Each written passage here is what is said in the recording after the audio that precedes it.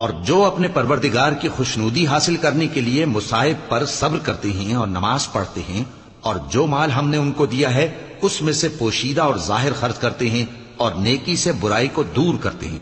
یہی لوگ ہیں جن کے لیے عاقبت کا گھر ہے،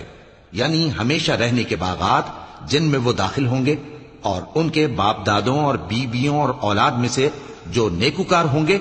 وہ بھی بہشت میں جائیں گے، اور فرشتے بہشت کے ہر ایک دروازے سے ان کے پاس آئیں گے اور کہیں گے تم پر سلام ہو، یہ تمہاری ثابت قدمی کا بدلہ ہے،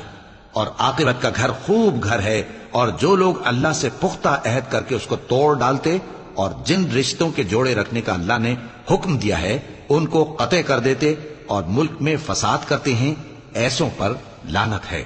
اور ان کے لیے برا انجام ہے۔ اللہ جس کا چاہتا ہے رزق فراخ کر دیتا ہے اور جس کا چاہتا ہے تنگ کر دیتا ہے،